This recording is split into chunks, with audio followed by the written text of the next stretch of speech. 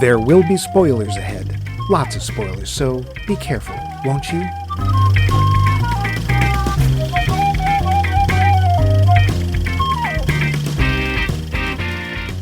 Stalking through the mist, there was a podcast. The most awesome podcast ever known in the entire history of awesomeness! Helming the show were two warriors for whom the words steel-toed boots meant nothing! Reeking of breathtaking stunningness, these two, Master Max Mink and Master Mike Meerkat, strode into the airwaves, brandishing their razor-sharp blades of wit and wisdom, twin blades that worked together to slice arcs of astonishing stupendousness through the villainy of flaccid films and middling movies. No transgressor of the cinema could stand when Max and Mike declared their declarations of might. Weak directors quivered with fright. Bad actors quailed with keening, quailing howls. When they were through, the very pillars of heaven shook, and they proclaimed themselves. They were pretty cool. Take my word for it. No, really. Hey, come back. I was just getting started. I was just getting starting on another episode of Max Mike Movies. Oh, we jest. Trust me, we jest. Whew, I'm feeling a little dizzy there. Anyway, we're smack in the middle of the series, but an incredible simulation. And this week, we're really animated. And so is the movie we're delving into, Kung Fu Panda. Oh, I see what you did there. We jest. See, I told you. This film would indeed rouse a simulacrum a few years later, but we'll get into that at the end of the episode. Your hosts, We did all that. Still, say something awesome, Max. I have to be a mink? I don't want to be a mink. Minks are obnoxious. They're horrible. Every time you see a nature documentary, the mink's got his teeth in the jugular of some other animal. And then eventually I get anally electrocuted and made into a coat? And your point? Nothing. I was just making sure people knew that. I intend to be anally electrocuted and made into a coat. That's in my will. Wow, this show took a weird turn. But we got to shove aside that awesomeness. Oh, yeah, I'm Mike. So we can get to something even more awesome. Your answers to our poll question. If you recall, last episode, we asked you to tell us what movie's product placement Coke was so blatant it took you right out of the story, Pepsi. You had these to say. Dave gave us, quote, obviously the patented pregnancy test in Godzilla vs. Space Godzilla. The makers of that test were a plaintiff, and we argued that the commercial success of their product was due to advertising and not due to the patented features of the test. I am only half making this up. As my boss tells the story, he asks a witness in deposition, so was Godzilla pregnant? End quote. Was Godzilla pregnant? Well, we do get Son of Godzilla, but it seems to have been a virgin birth. Thanks, Dave. Wow. So you actually... This is the pregnancy test in the Matthew Broderick Jean Reno Godzilla movie? Because please tell me there isn't another Godzilla movie that actually involves a pregnancy test. I don't know. Lord. I'm betting that there's none in the Japanese I bet there movies, isn't. But there you go. Anyway, Ben Schleiss was next with, quote, Blade 3 is the first one to pop into my head. It was the iPod, and they were constantly messing with it. Pre-Deadpool Ryan Reynolds wouldn't start a fight until he put in the earbuds. Listening to your iPod and fighting vampires with swords, that's all I can remember of that movie, end quote. Huh. That's a good point, except I have to point out it was actually Jessica Biel who used the iPod. Ryan Reynolds is simply the exposition who explains why she's going into battle with earbuds in. Wait, we literally have somebody mansplaining product placement? Yep. Wow. Well, still, good safety tip, no iPods and sword fights. Thanks, Ben. Adam Mark wrote, quote, Hocus Pocus, 1993. After the kids kill the witches, the first time, they retreat to Max's and Danny's house. Allison opens a spell book, inadvertently revealing their location to the witches. But in the interim, they read that salt can repel witches. Allison continues to fret about the dead witches, so Max goes to the kitchen. Not him, one in the movie. Max goes to the kitchen to get her some salt. Opening the cabinet, there's several six-packs of 7-Up right in front. He reaches around them to get the salt and then moseys off to the film's climax. Sigh. Wow. Why would you keep 7-Up in an unrefrigerated cabinet? Even assuming one bought in bulk, why would you break it up and put separate six-packs in the cabinet? Yeah. It's just so odd and jarring. So obviously product placement. Even my 10-year-old self picked up on it in the movie theater. Capitalism sucks. End quote. Warm 7-Up. Yuck. Thanks, Suddenly I'm hungry for dead witches. I want salt. Salt is salty. Val, Q Footsteps Coon, said, quote, I can't think of any that actually took me out of the movie. Typically for me, if they're really obvious, the movie tends to be pretty bad overall, and that's just one more nail in the coffin. Usually when I see a Budweiser on a bar or Nike on someone's feet, I clock it and move on. It was actually hilarious in Wayne's World when I found out that some productions actually pay companies to show their products instead of the other way around, e.g. the big Coca-Cola sign in Strictly Ballroom. I realized it's kind of a complicated factor of movie making, end quote. Well, good thoughts, Val, but yeah. Interesting. Yeah. See our entire episode on Strictly Ballroom. I think. Yes. Agatha, did we? Yes, we did. Okay. It's 253 episodes before this one, so yeah. Agatha Gasparoni's response was, quote, basically everything in the first Transformers movie. Oh, boy. General Motors cars were used for the Autobots and Fords were used for the Decepticons. Not that I was brought out of the movie very much because of it, but it was obvious almost to a hilarious degree. Yeah. End quote. GM, we've been watching you since the early Bond movies. Thanks, Agatha. That's a good example. Well, there's an entire car chase in Live and Let Die, and every single car is a Chevy on the highway, and it's like, did somebody just rob a dealership? And now entering Chevy Zone. Yeah. Next up, Charles Forsyth. Quote, I have two answers. Number one, in the early 2000s, voice over IP, or VoIP, became a mainstream technology and network gear company Cisco jumped in big time. I know a lot about this because I worked in the field at the time. The market for VoIP equipment is crowded and Cisco has to work hard to keep its market share. So almost every time someone answers their fancy VoIP phone in a movie, you will see Cisco written on the bottom of the handset. You won't see this on any actual products, but in movies, they put the logo in a clearly visible spot. Every time I see that, it sticks out to me. Number two, the first answer I came up with comes from two different movies in movies. In each case, the producers of the fictional film inside the real film are desperate for money and get some extra cash with very poorly thought out product placement. My favorite is from the cult comedy And God Spoke. As a desperation move, one of the producers gets a product placement deal from Coca-Cola. As a result, we see Moses descend Mount Sinai carrying 2 stone tablets and a 6-pack of Coke. I bring you an elixir from God! Another great moment is from the movie State and Maine. In this film, the producers are making a movie that takes place in the 1800s. Their desperation move is to get a product placement from a .com company called Bazoomer.com. How to work this into a movie that takes place in the 19th century? They work it into a scene where you see a horse-drawn wagon in the background that inexplicably has the name Bazoomer.com painted on the side in old-timey letters, end quote.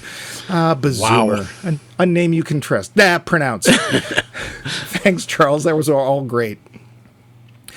Lastly, we swing by the website to hear from that tamer of Canadian wildlife, Wild Vince. He scrawled in the snow, quote, I notice product placement a lot, but normally can jump back into film. But in Man of Steel, I remember being really annoyed by it, maybe because there were so many things to be annoyed by in this movie. Yeah. My best friend, Penguin Wrangler, Walrus Rider, and curling champion Kevin Kline also feels the same, end quote. You don't mention that name because Max will test you. Thanks. I say again, Well, how about you, Max? I mean, besides those in last week's movie, what are your most egregious product placements? There are so many. I agree with the Transformers one. That really bugged me. But speaking... As you know, if it's a bad movie, it's more obvious. Was one fairly recent. Oh. Yes. In Moonfall. Yeah. Do not see our entire episode on no, see our episode. Do not see the movie. But there are all these references to Kaspersky antivirus. Oh, yeah. It's on the shuttle. It's at NASA. There's a billboard. It's all over the place. And all I'm thinking of is, wow, Now I'm convinced Kaspersky would be the worst antivirus product to buy. Well, it's also not even a word that just like falls off your tongue. No. It's a word that grabs your tongue, twists it around, shoves it back in your mouth, and then goes nye nye nye boo boo. The fact is, most consumers don't know Kaspersky. It's not one of the big names. It is one of the better ones, except people don't buy it now because it's made in Russia, and you have to wonder. Well, it also is made with Kaspersky. It is real, 100% real Kaspersky. I don't want Kaspersky in my computer. Of course you do. It's good for you. Makes all the gears get all gummed up. What about you? What's your biggest product placement complaint? Well, you're going to have to go back quite a ways, and it's the first one I think I remember seeing except for Live or Let Die, and it's like, they're all Chevy. They're not even different models. They're only different colors. It's like they're all Chevy and Impala's. But after that, Godzilla 1985. God, yeah. And now, to be fair, this product placement is only in the American version, in the Army base whatever. There are two Army officers, and they're talking, and they take a turn into a hall, and we're watching them come at us, and right smack dab in the middle of the screen in the background is a well-lit Dr. Pepper machine. Yep. And if I remember correctly, one of them's even drinking Dr. Pepper. Somebody while uses the machine at least once in the movie, I'm pretty sure. Yeah. But it's like the way it's one Army officer on the left-hand side of the screen, one Army officer on the right-hand side of the screen. They're framing the machine. It's just like really, and to this day, I have never felt that I needed to drink Dr. Pepper. I've drank. It's fine. But yeah, that one for me was just, even in 1985, just made me go, come on. Let's just get to the Raymond Burr. That's why I'm here. So Yes, I see. Well, that's all well and good. Your answers were great, but will they be as great as the ones you offer for this next poll question? Mm-hmm. Yes! Well, you just gave yourself a hernia, didn't you? I heard a little. We'd like to know, who is your all-time favorite animated character? And if there's a specific film for them, which one? We'll get to ways you can respond at the end of the show, but first, we have to get to the middle of the show. The facts. Budget, or I actually think it's a French word, it's budget. No, it isn't. Hey, it took me 253 episodes to do that. 130 million. Boy. But don't cry. This was the third highest grossing film of 2008, bringing in 630 million. Yeah. Dang. If only they... I wonder why they didn't make any sequels. Oh, wait. Yeah, we'll get there. Ever the perfectionist, Dustin Hoffman would only sign if his contract allowed him additional recording sessions if he deemed them necessary. He also did some mentoring with Jack Black for their big scene at night on the stairway. Huh. Yeah, okay. There's a big question about whether this movie constituted cultural appropriation and whether it was considered respectful of said culture or not.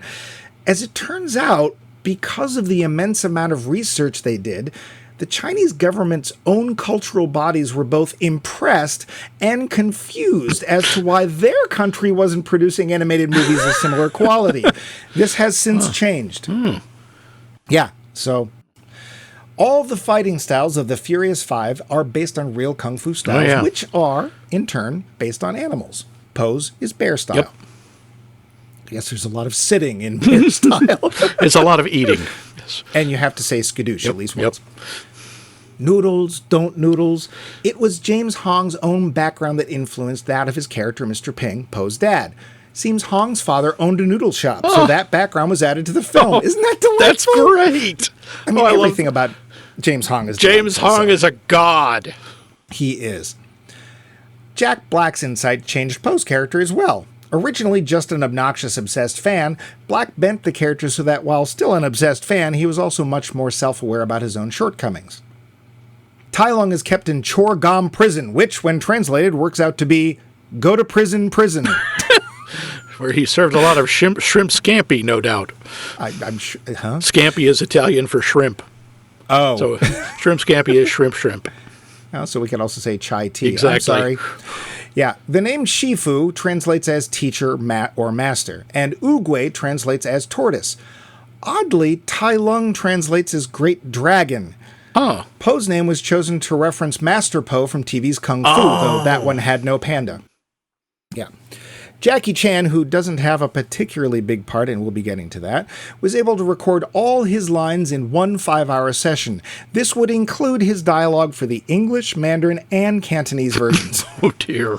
Yeah, he doesn't have a lot of lines. No. In the real world, TM, the snow leopard, which is what Tai Lung's character is, hunts both pandas and red pandas. And my guess is it's actually very good at it. Yeah, probably. Yeah. Never wants to throw anything away, the animators who created the wolves in the opening sequence would use them as the wolf army in Kung Fu Panda 2, and the crocodile, Kai, would be the villain in Kung Fu Panda 3. Besides the 2 movie sequels, this movie spun off 3 TV series as well. Kung Fu Panda Legends of Awesomeness, Kung Fu Panda The Paws of Destiny, and Kung Fu Panda The Dragon Knight. There is supposedly a Kung Fu Panda 4 film scheduled for 2024 release. Yeah. Do you have any trivia you know about, Max? I think you've covered most of it. Nothing at all? Nothing pops to mind? Nope. I'm not at all. I'm not stalling or anything. No, nothing. I think you covered it. The rest of the stuff is just sort of organic to the conversation. Oh, so we hope. Yeah. Well, all of that and so much less. But now we need to get to the plot. Somewhere and somewhen in China, there is a panda named Po, one who dreams of being a kung fu hero like his idols, the Furious Five. But those are only dreams, as he is the son of a noodle soup maker. It seems his future will truly follow a path of noodles. But high on the mountain, overlooking the village in which Po lives, the Furious Five and their master Shifu hear a dire prediction by their master Oogway that the villainous Tai Lung, once a student at their school in the Jade Palace, might soon escape, disrupting the peace of the entire valley. Determined to head off this eventuality, Shifu sends a messenger to the prison in which Tai Lung is kept to tell them to double the guard, spit polish the boots, and otherwise look lively. Meanwhile, Oogway, sensing his own approaching demise, decides that it is time to select the Dragon Warrior, the one destined to defeat Tai Lung and bring peace back to the valley. A ceremony is whipped up, and Po wants to be the first in line.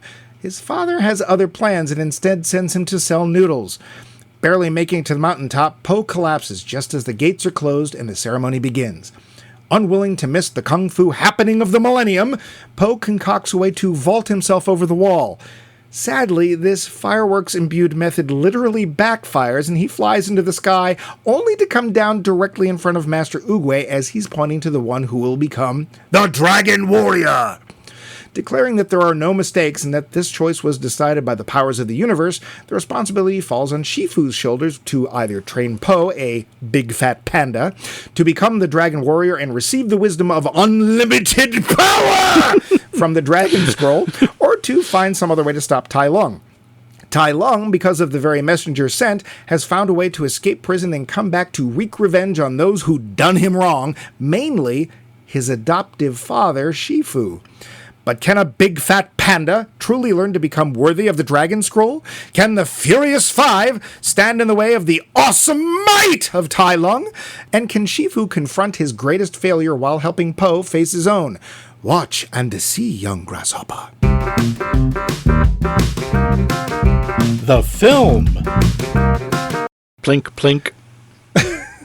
Plink? It's, the sambasins. Those little 3-string instruments. Oh. That's Japanese, but that's okay. Well, I'm sure they like them in China, too. Sure. So, Max, you saw this in 2008 when it came out, didn't you? I did indeed. And do you remember your reaction? I know it's a long time ago. I loved it. Yeah. And this was, I think, one of the first DreamWorks movies that I went, oh, my God, this is really good. I mean, no offense to Shrek, which came out years before. I'll just say this right now. I like Shrek. I think it's fun. I don't think it's brilliant. I don't think it's as good as this. Yeah. And I think that a lot of things that make us laugh in Shrek are cultural references. Yeah, there's a lot of pop culture stuff in there. And so that's actually a lot of, I remember when I was in film school and I was taking an animation class, and the guy who was running the class actually had an Academy-nominated short. Oh, wow. And he showed it to us. It was claymation, and there was one scene, one little clip in there of a character doing the staying alive thing from Saturday Night Fever. Mm-hmm. And he said he's always regretted that scene because it instantly dates the film. Yeah, that's right. It would. So when you do pop culture references like that, you're dating yourself. Yeah. You're also saying to like future viewers, if you don't get this, it's not funny. So yeah, I agree. I also just thought that the character design in Shrek was unappealing. I thought it worked for the type of story it was, and you could tell it was kind of based on that kid's book. But the William Stein book, called Shrek, I think. Yeah, but I think the character design in this is so amazing, and the backgrounds. This is just a beautiful movie to look at. It is a beautiful movie. And there's obviously, you know, I read that they did months and months of research into Chinese culture. They actually took this I was like not that impressed by. They took a 6-hour kung fu class to learn about how things move. It's like, that's enough for you to say hello. Yeah, I mean, okay, here's how you stand. Yeah. Come back next week. But to be fair, it's 6 hours more kung fu than I've had. Yeah. So, I remember thinking it was really beautiful. I like most of the character designs. I'm still not thrilled with Shifu's, but everybody else's I found really interesting and cool. There's actually a guy named Nico Marlette who is responsible for pretty much all the character design in this, and he's a brilliant character designer. But one of the interesting things I thought was they chose specifically not to make the female characters. They don't have boobs. Yeah, that's right. They don't humanize them that way. No. I mean, they are anthropomorphic. At least some of them are. I mean, a lot of them aren't. The tigress is, but the others just look like animals. Pretty much. Then we get, technically. And Tai Lung. Po looks like a panda, but they don't tend to move like that. No, but mostly they sit. Yes. Mostly they sit and they eat bamboo, and that's about it. Well, we usually like to talk about the cast. In this case, it's a little different because it's a voice cast. But we can do that. Now, Jack Black, who carries, I'm going to go with 90% of the film. He carries a lot of it, although I will say when we get to him, I got to give props to Dustin Hoffman. Yep. But I want to say that the first film I saw him in was I think it was actually High Fidelity. Okay. And I'd never heard of him, and I was like, this guy's obnoxious, but his energy and especially his obvious passion for music go a long way. Yeah. And I saw him in a couple of other things that didn't involve music, and I didn't like him as much, although I did like him in School of Rock a lot. School of Rock is terrific. Here, wow. I mean, part of me is like, how come almost none of the characters are actually voiced by Chinese people or people of Chinese descent? Well, 2 of them are. Yeah, 2. Well, no, excuse me. 4. Who are the other 2? Well, James Hong and Randall Duck Kim. Well, he's Korean. Lucy Liu. She's the other. And Jackie Chan. Jackie Chan is Hong Kong. Yeah, but he's Chinese. He's Chinese. Come on. Say that to somebody from Hong Kong and see how far that gets you. All right. So technically, from mainland China or mainland China descent, we have James Hong and Lucy Liu. And to be fair, as far as I know, Lucy Liu was born here. I don't know if that's true. She was. So, the Randall Duck Kim is Korean. But Jack Black, I think, does a terrific job. We have all met this fan of something, right? Absolutely. One of my favorite moments, and just in terms of comedy, is when he is fanboying out in the Hall of Heroes and running around and looking at all the trophies. By the way, isn't that a little ironic? There are all these trophies in there, and later Shifu tells him flat out, the only trophies we collect are broken bones and bloody knuckles. It's like, that's not true, is it? Well, maybe they changed the tradition now. Yeah. Something. But I love when he's just like, I've only ever seen paintings of this painting. And he's just literally shrieking as he's running around. It's like, we all know this guy. We've all seen this guy. You're so much bigger than your action figures. Oh, except for Mantis, you're pretty much the same size. So I think he is infectious, I would say. His voice work is infectious, and his energy. And again, I only did the opening of the show kind of like him. It's tiring. It's a lot of work. Yeah. The thing is that you pointed out, I think it was really a good move, the way he changed the characterization, because you could see Poe being awful. Yeah. If he because he does the whole, oh yeah, I'm really good at Kung Fu. Yeah, sure, I just ate my Kung Fu isn't maybe as strong. and you get the feeling that could have been the entire character. Yeah.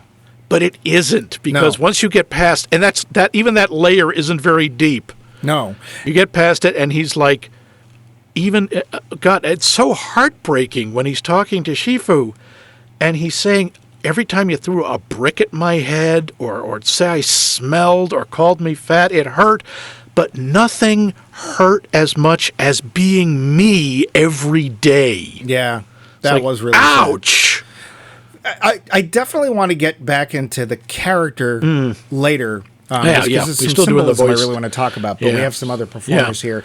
I want to go with, I'm trying to go in order of the people who had the most to actually do. So let's bring in Dustin.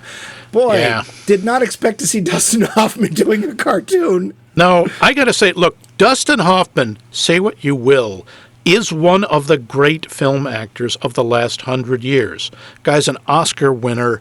He's done some amazing stuff. And he's done Mr. Megorium's Magical Emporium. That, too. He's also done some absolute crap. There is no question. But honestly, most of my life, I don't like him much. I can't say why, except part of it is he's one of those huge method actors. Yep.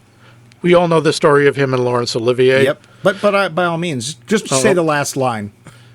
When Dustin Hoffman's described this horrifying process he's gone through to get into character, and Olivier just looks at him and says, "Dear boy, wouldn't it have been simpler just to act?" That does sum him up. But this is, honestly, everyone talks about his roles. Ratso Rizzo in Midnight Cowboy and Raymond in Rain Man. This is my favorite Dustin Hoffman performance. I think he's terrific, and it's the most likable he's ever been. I wonder if part of that isn't because we can't see him. No, I don't think so. I think it's the way he's talking. I love the way he shifts from like the very formal tones, and the growly to, he said, just the little things like, Poe, you're alive, or we're both dead. Or just when he says, wow, when you defeated Tai Lung, really? Wow. Yeah. He's mostly the straight man for the film. Mm-hmm. And he does a very good job at it. That is a thankless job. But he's not only the straight man, but there's actually, especially when he's talking to and about to lose his master Oogway, there's a lot of emotion there. But that's it's a not heartbreaking over the scene. top. No. Even the fact that we're watching a character die isn't really, it's somehow mitigated. It's not traumatic. Yeah. But it is so moving and so touching. I'm going to jump ahead to, one of my two favorite characters in the film, James Hong. Let's face it, James Hong makes every film better. Yep. If you're having trouble with your film, get James Hong. The excitement and energy in his voice, you can actually, even though it's painfully obvious to everybody in the film except Poe that this goose is not his father, you can see where the energy for him came from. I hate jumping ahead to the sequels, but there's a little bit in the second movie where Poe finds out he's adopted, and he's telling Tigress, and he's so distraught. Turns out, I'm adopted. He's not my real father. And Tigress just looks at him and goes, he's not your real father. Yeah. The goose is not your real father. It's like, and she's still it's like, that must have been very upsetting to find. But James Hong's just awesome. You had the noodle dream. Yeah. And like they have the duck when his eyebrows are way up, his eyes are open, and he's grinning and nodding. And it's like that, even though it's the animation part, it's still coming through from James Hong's voice. He's a delight. I love James Hong. He is. I want to talk about him more later in terms of the plot. But Randall Duck Kim as Oogway is quite honestly probably my favorite character. I could see that. The only problem is he's not. We don't get much from him. He's not there very long. But you understand why. Yeah. If he was there would be no crisis because he beat Tai Lung with one punch or one nerve strike the last time. He wouldn't be a threat. He moved his little claws and did a little bit points. Yeah. And here's the only problem I have with the voices in this film. well, let's do Ian McShane, because Ian McShane has somewhat of a part, and he's a lot of fun. He is. He's having a great time. He is so full of himself, and it's even when he gets down to, how can you, a big fat panda, be the dragon warrior? And he's just like, oh my God, is he chewing the scenery? What are you going to do, big guy? Sit on me? Yeah, I might. If you've ever seen him in anything, what was that detective show he did? Lovejoy. Like, that Ian McShane and this Ian McShane, not the same guy at all. You wouldn't know it was him. When I saw his name in the credits, I was like, really? Yeah. The first time? I couldn't believe it. And he is both deadly serious and really fun. I don't know how he does it, but he is. But the big problem I'm talking about with the rest of the voices is it is literally and the rest. And the names that are in here are like, why are you wasting these people? Jackie Chan. Yeah, Jackie Chan. Well, let's be honest. We don't hire Jackie Chan for his speaking voice. You just don't. He's there for his physicality. But the bits, they're very smart. They give him very short pieces because when he speaks, he can get a lot of energy and a lot of emotion into it, even though he's approximately 740 years old now. Well, that's He fine. still, by the way, could beat up any 10 people you want. But yeah. But Angelina Jolie, she does a perfectly fine job. I think she does as a really Tigress, I think she does a great job, but I don't know why they wanted her. Right. Except she has this great... I'm sorry. If a female tiger could talk, I think it would sound like Angelina Jolie. Part of me wondered if a lot of this wasn't sort of stunt casting. Let's get these names, because they really don't... It's not that their characters don't have some impact in the movie. They just, again, probably did their bit in 5 hours, and that was it. It's one of the big distinctions between DreamWorks and Pixar is DreamWorks is famous for doing celebrity voice casting and doing stunt casting, and Pixar does not do it that much. No, and guess what? Doesn't matter. Hey, that being said, would I want somebody else other than Jack Black in that role? No, absolutely. Or actually, Ian McShane, Dustin Hoffman? I wouldn't want Dustin Hoffman. No. Or James Hong, no. I don't ever want anybody but James Hong in the roles James Hong plays. No one may ever replace James Hong, ever. Randall Duck Kim. Yeah. Again, my favorite character. Lucy Liu is the Viper. Yeah, she's so sweet. She brings this, and it is her voice that does it. Yeah, but she's only got 5 lines. Almost nothing. Yeah.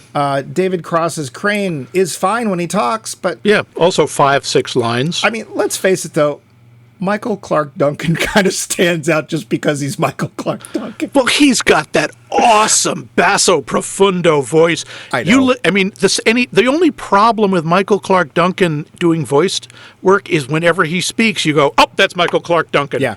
He's so recognizable. It kind of works against him. But he's got this buttery voice from the depths. Yep. Yes. But he can be so cute when he wants to be. Yeah. Can we run away now? Yes. And there's other people in this, but quite honestly, there's such small parts, it's not even worth... No matter what, the film is fun. Yeah. Right? It's a lot of fun. I mean, whether it's still fun or not, that's what comes to the end of the film, the end of the show, because we'll see. But... yeah, the leads in here were well chosen, even if they're not necessarily culturally correct. But they're well chosen. And the nice thing is that they don't do anything that feels in any way demeaning to Chinese culture. It just feels like, oh, this takes place in China, so this is how they do things. And I will say it did really make me want either some noodles or dumplings, because I really like noodles and dumplings. Suddenly, I really wanted dumplings. They look good. I love dumplings. Yeah, and it's a real it speaks to the animation that the dumplings looked really good. Yeah. You know, I was like, I bet those are tasty. Wait, is that product placement? No. I will say, Dumpling Co. all these characters and stuff, I did not know there were rhinos in China. Did you know that? I did not know that. There aren't. Oh, okay. They're all native to Africa. Whatever. I'm glad they didn't just stick to the Chinese zodiac. That would have been a little obvious. That would have been much. Because I don't know. Were you born under the sign of the goose, or was that me? I can't remember. I'm under the rabbit. What? I was born under the rabbit. Laverne? You were born under the sign of Laverne? I was born under the sign of the rabbit. I'm sorry. I was a snake. I'm a bunny. Yeah, this might take a little bit, so I kind of wanted... Sure. You wanted to come back to character anyway, and I definitely wanted to. Yeah. So what most do you want to talk about character? One of the things is this is one of the reasons this movie really worked for me when it first came out. It's so nice to see a fat hero, and that not only he stays fat, he gets in better shape. He learns kung fu, but as he says, "I'm not a big fat panda. I'm the big fat panda." It's a great line, and it's really nice to see that. Even yes, him being fat is the punchline of a lot of the jokes, but it also points out that how much of that is pain for him, and how unhappy it makes him. And I sympathize with that. That's kind of me. And the other thing too is that, let's face it, who wants to see a skinny panda? It would look really unnatural and creepy. I mean, one of the things that they do in this film, and this is not new, but they do very well, is taking a weakness and making it a strength. So he's motivated by food. As soon as Shifu figures out, it's like, oh, now I know how to train him. Yeah, and even when he fights, he uses his size, his mass. Hell, he hits Tai Lung with his belly. That's one of his finishing moves. Yep. Well, and then at one point they're chasing after the dragon scroll. He's trying to keep it away from Tai Lung, and he's trying to figure out how, oh my God, it's got away from me. Oh, I'll just picture it as an almond cookie. And now everything makes sense to him. Yep. It's basically a film about self-realization and understanding yourself really well, learning to accept yourself, and learning how to use yourself the best to defeat your foes with kung fu. Obviously. But here's the thing for me, and I didn't realize this the first time I watched it. There's 3 characters in this film that are separate characters, but who also represent the same character at different points in their life. Po is the young version, Shifu is the middle version, and Oogway is the version that they're all aiming to get to. Yeah. And by looking at those 3 characters, we actually can kind of pick apart the life of Oogway himself, the most mysterious character in the film, and realize to some extent what it must have been like for him to go through this journey and where it's leading. And in a way, that's really kind of pleasing. Yeah, because there's an elegance to that. Well, there's an elegance, but it's also like right now, Shifu's all frustrated because he doesn't know how to do what he needs to do.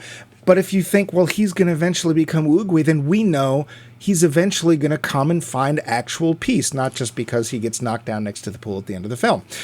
And then the same thing with Po. Sure, Po becomes the dragon warrior, but we also know that's just the beginning. Getting those amazing skills, or knowing yourself, or understanding yourself is the beginning. Now what do you do? Well, that's eventually going to be, at some point, he's going to become a teacher, and he's going to have students, and then eventually he too will find that inner peace. And so there's, I don't know, I'd never noticed it before, but that range of one character split amongst 3, I thought was really cool and elegant. It's interesting, especially because, and I mean, I know we don't like to talk about movies in the context of their sequels. Right. But the 3 Kung Fu Panda movies follow that to a degree. The first movie, he's the student. Right. The second movie, he's accepted as a master. And the third movie, he is a teacher. Yep. I don't know what they're going to do, but that's why I was I don't know how well a 4th movie is going to work, because I don't know where you go then. I'm not sure how much I thought the 3rd one worked either, but luckily we're not talking about that one. No. So yeah, the symbolism in this story, and that to me, that's a real sign of strong writing. Hollywood, especially right now, this is important. Yeah. And this is a reason this film made $630 million, is because it's got a good story. Yes, the characters are important too, and the performances, but the story's important. There's a lot of symbolism in this film, and it's not just those characters. We have the stick. So Oogway has this stick that he's carrying. Well, you might say it's an old man using a stick as a prop. He's not. He actually can use it both to steady himself and as a weapon if need be. But it's also kind of a symbol of his status, his power. And later on, he gives it to Shifu, Master Shifu, which basically means his name is Master, but okay. Yeah. And of course, he's passing it down and saying, no, you're in charge. See, I can prove it. You have the stick. And then, of course, the stick gets broken. And that's a symbol, too. That's a symbol that the path that you took till now has to branch off. You have to go do something else. And it's a branch, so get it? Aha, a branch. I see what you did there. Yeah. But the scroll is probably the biggest symbol in the entire film. The scroll I really like. The scroll is the big MacGuffin of the movie, and I like the fact it's nothing. Yeah. It isn't magic. It doesn't give him superpowers. It's just an idea. And I also really like the mirroring that here is this big sacred scroll that everyone knows about, and it has its own temple to itself and all this. And it's exactly the same idea as Mr. Ping's secret ingredient noodle soup. Yep. It's the same thing. It's that there is no secret ingredient. There is no magic. There's just you. It just means that you have to believe. Yep. Just like Parappa the Rapper. I just really like that balance. The idea that it's both very common wisdom, but it's also this supposedly great mystic secret. Well, and it's one of those things that you can say to somebody, and it on its surface is very simple. It's like, oh, I just have to believe in myself. Well, that's easy. Well, no, it isn't. And the problem is you can't fake it. You can't just say, I do this. You either do or you don't. And you don't understand what that is until you get to a certain point in your journey of whatever. It's one of the cool things about the contrast between Poe and Tai Lung. Tai Lung, who's obviously the better trained, but Poe is the one who understands the secret of the Dragon Scroll, and Tai Lung just doesn't get it all. He just thinks he's been cheated again. Yeah. And the best part is when, of course, the scroll itself is a mirror. That's the point. Yeah. It's got this gold paint on it that is reflective. And, everyone thinks it says, and he even says this, which is very telling. Tai Lung looks at it and says, there's nothing. It's nothing. It's and it's nothing. like, you're looking at yourself and you see nothing. That's the problem. And I love it when Poe just says, yeah, it's okay. I didn't get it at first either. It's actually so sweet. He's trying even at this point, he's trying to help Tai Lung. Yeah. Saying, yeah, I didn't get it either. Let me help you understand this. Yeah, and Tai Lung honestly is empty. And he's looking for something to fill this void. But I got a plot question for you. Sure. Oh, I bet it's one of mine. Why does Poe fight so hard to keep the scroll away from him?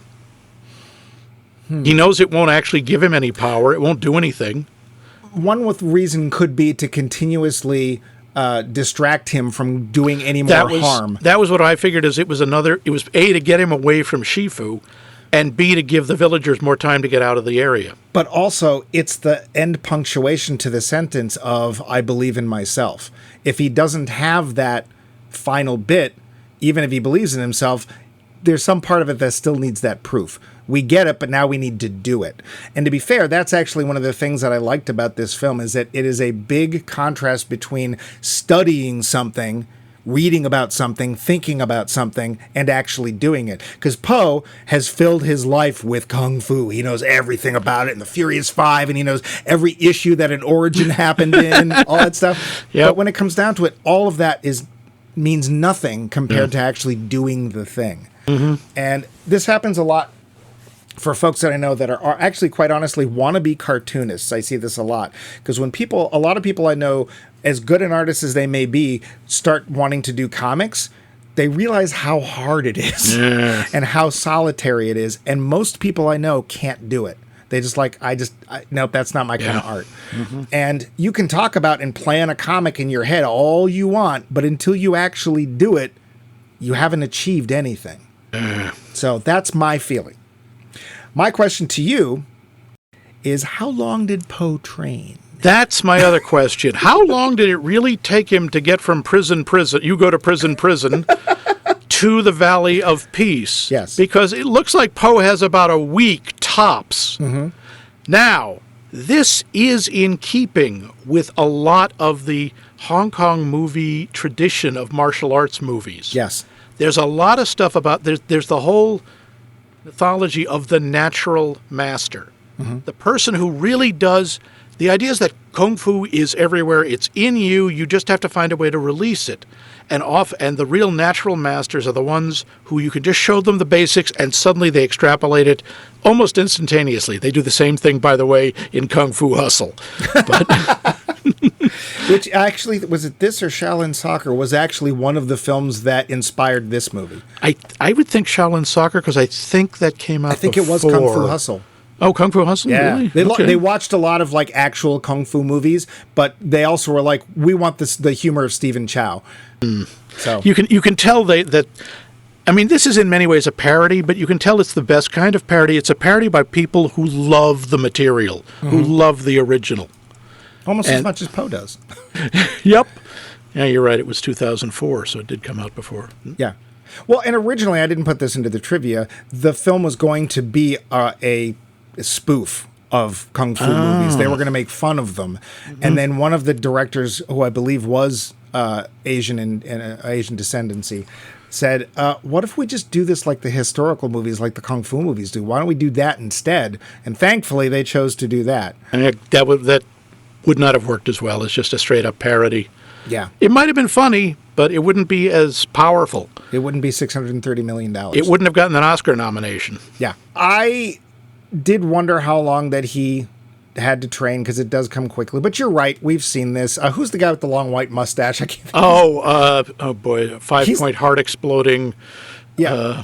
Because he shows up in Kill Bill. But he's also like, that character has shown up. He's a trope. He shows up everywhere.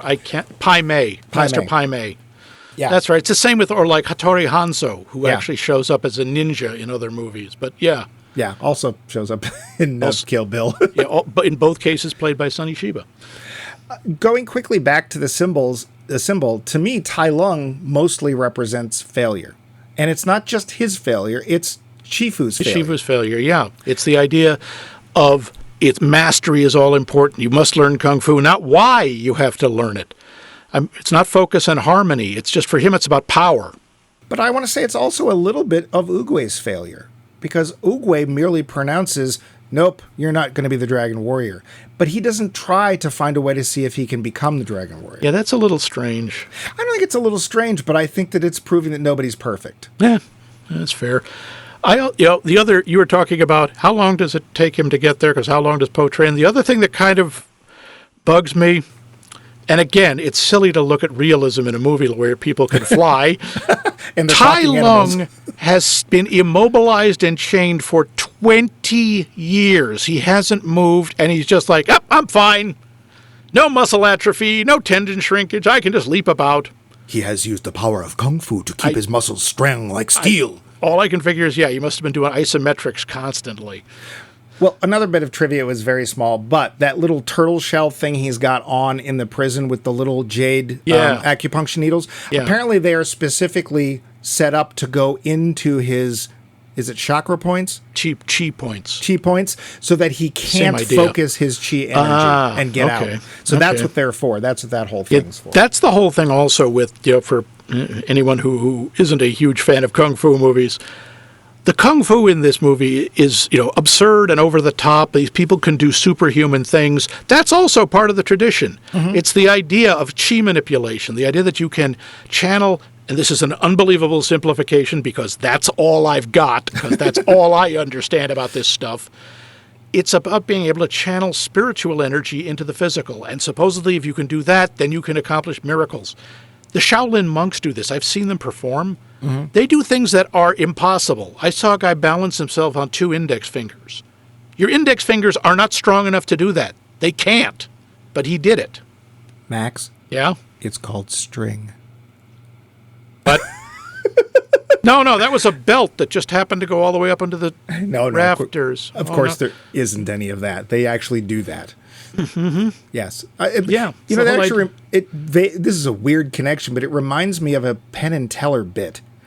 Oh. And it's a bit where they show Teller thrusting his hand into a bear trap and the bear trap closing on his arm. And Penn is saying at that time, wasn't saying anything. There's no trick to this. You just have to learn to not care about the pain. Huh. And I bet that's part of it. I wouldn't be surprised. Although I've never seen Penn or Teller do Kung Fu. I had another question. It's sort of just a weird thing. It never struck me before watching it this time.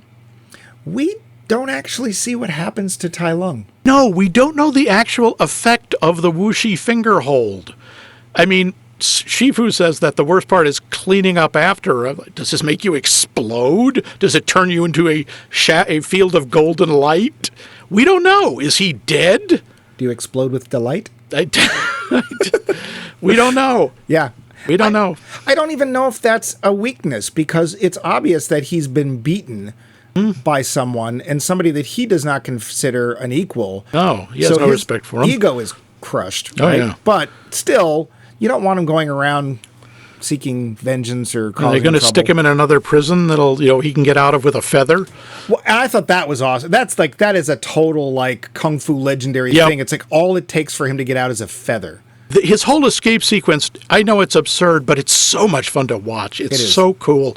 There are a number, the action sequences in this are amazing to watch. Well, I remember when I first saw them, I was just blown away because it's like this, you've made it theatrical kung fu, but it's not cartoony somehow, even though it's a cartoon. Well, look what it's coming from, right? It's coming from movies whose action is cartoony. Yeah. So, yeah.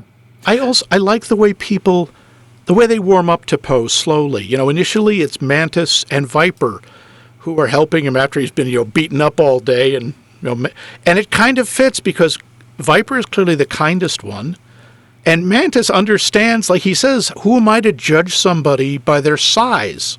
Because he's tiny. Right. He's a bug, a literal insect. Especially the point where he's holding up the entire bridge by himself. I'm like, what was I thinking? You don't have enough mass for that. Yeah, that just, again, I guess. Sure. Although I got to say, this is one of the few movies that is clearly made for children where someone says the word kill. He says, Shifu, he'll kill you. He's talking about Tai Lung. He'll destroy you, or in kids' movies, you are never supposed to say death, dead, or kill. And this does. I don't know why. I think it does a great disservice to kids. I think that's just stupid. They know what it means, and just throwing somebody off the tower or whatever, Disney, we all know that they're not coming back. So, in this case, we can hear him. It's almost a goofy yell, "Hoi!" when Tai Lung falls at the end. We know he's not dead. Yeah. So, but you know what it did come to an end. Yep. Is our show. It did. Should we get there? Let's get there. The finish. And we're here. So, Max. Yeah. So here's the thing. Yeah. A lot of times when we watch a film and then a number of years, in this case 15 years, go by, a lot of stuff changes. Our view might change. Cultures change. True. How did your opinion of this film change? I love this movie even more. I have watched this movie so many times in the last 15 years, and I never get tired of it. There's always something new for me. Like little things, especially after the sequels.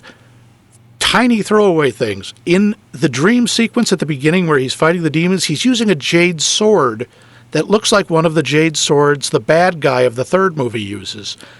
And on his wall, when he's picking up his toys right before he goes down, and he has a shuriken throwing wall. Mm-hmm. And he throws a shuriken at it, and of course it bounces off. But there's a drawing of that guy's face. Oh. The yak or whatever he was, Bull or whatever. Mm-hmm. Yeah. I was like, that's the first time I've noticed that. And I've seen this movie probably 8-9 times. 9 times. 9 times. I think it really holds up. How about you? Does it still hold up for you? Well, here's the thing. Yes. I was so taken in by your deception. I don't know. There's people out there who think that I'm a big grouch and don't like anything, and of course they're very, very wrong. Actually, most of the films I've seen in the theaters lately I've liked. The only one I didn't really care for was Mission Impossible, and Indy Jones. But Barbie, Asteroid City, Oppenheimer. The Turtles movie. Hey, if you like animated films, go see the new Teenage Mutant Ninja Turtles movie. It's a kick. Yeah, okay. No, the thing that I didn't realize is because when we watch these films the first time, we're paying attention. We're in the theater. And then the other times, quite honestly, more often than not, they're on, and then we do other things, or we get up for a minute, let it keep going, or whatever. So we're not paying as much attention. And when you and I watch movies for this show, we're not only paying attention, we're taking notes. The level of symbolism in that whole bit about there being one character shown in 3 different ways throughout the same path, I never noticed that before. And that's some pretty deep stuff, especially for a kid's film. Now, somebody could say, well, Mike, you just made that up. That's not actually something the writers did. I don't know. Yeah. But it's there. It's what you see, so it's part of the movie. Yeah. I like also, there are some remarkably deep Zen Buddhist concepts that are being thrown around in this. Mm-hmm. There is no, I love everything Uguay says. There's no bad news. There's just news. That is bad news. If you don't, and okay, he's not using it as a punchline. Mm-hmm. And that line, which I still love, and I quote, the past is history. The future is a yesterday is history. Tomorrow is a mystery, but today is a gift. That's why they call it the present. The only thing I have wrong with that is that it works in English, but I don't know if it works in any other languages. I'm not. Yeah, probably not quite the same way. But it's the nature of Zen. There is no past. There is no future. There is only now. And Zool. Yeah, there is only Zool, who is now. I agree. It's a really well-delivered line. Actually, everything I love the little discussion he's having with Shifu when Shifu's like, I have control. He's like, no, you don't. Well, what about this peach pit? I could put it in the ground and I can grow a peach tree. Yes, but no matter what you do, it will always be a peach. You cannot make it bear fruit when you want to. You cannot make it do anything. It is still a peach. Yep, you may want an apple or an orange, but you'll get a peach. Or one of the other things, and I didn't catch this the first time, is Oogway right at the beginning, one of the lines, and they deliver it as a joke. You say, well, then who is the Dragon Warrior? I don't know. I don't know. He's admitting ignorance, which most Western philosophy also admits. To admit ignorance is the first step toward wisdom. And Shifu does not start to change until he says at one point, when Po asks him, how are you going to turn this into the Dragon Warrior? And he goes, I don't know. Mm-hmm. He admits he doesn't know. And it's right after that he figures out he can use food to do it. Yeah. It's an amazingly smart story. Yeah, it really is. There's depth. It is a kid's film, but there's those films where it's like, well, the whole family can enjoy it. No, anybody can enjoy it, I think, really? Anyway. There's just so much going on, and it's so richly told, and it is told with the backdrop of a very interesting and ancient culture. So I'm not at all surprised that the Chinese government went, why aren't we doing this? Because they're doing it's us. So it's amazing how much dignity a movie with talking animals has. Yeah. So, yes, Kung Fu Panda, great big yes. Yep, if you haven't seen it in a while, sit down and actually watch it again. Seriously, pay attention. You may get more than you think you did. It's worth it. It's not even, it's animated. It's not that long. No. It's barely over 90 minutes. It's worth it. Yep. But, you know what else is worth it? What is worth it? Getting in touch with us for our poll questions. Well, and speaking of animated films, our poll question this week is, who is your favorite animated character? And, Donald Trump. Fired. Oh, Bumpy.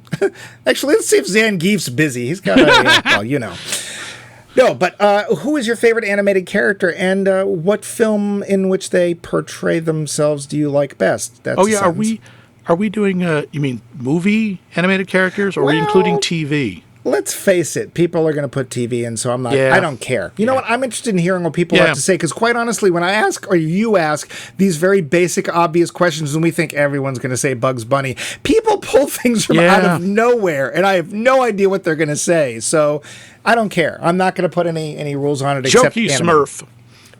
Sure. That's your new nickname. You have to be called that, too. So next week on Jokey Smurf Mike Movies. No, and to give us the answers at the usual ways, of course, you can email us directly at us@maxmikemovies.com. You can go to our website, maxmikemovies.com, to see all of our episodes hermetically sealed for your protection. You can give comments there. You can get into Kevin Kline wars with Max there if you want to. Just don't. He will doom us all, the Dark Lord.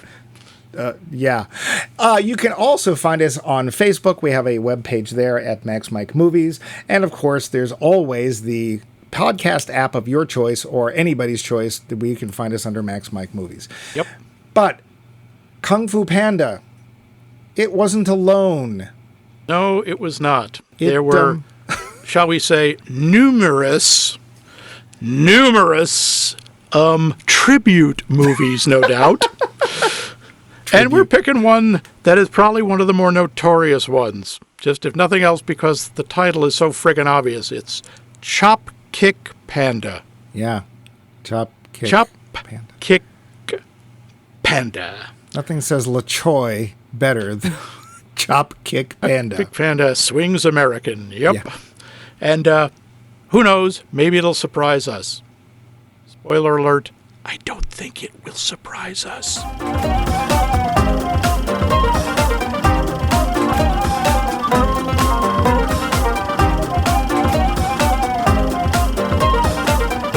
This has been a co-production of The Voice of Max and The Movie Wrench.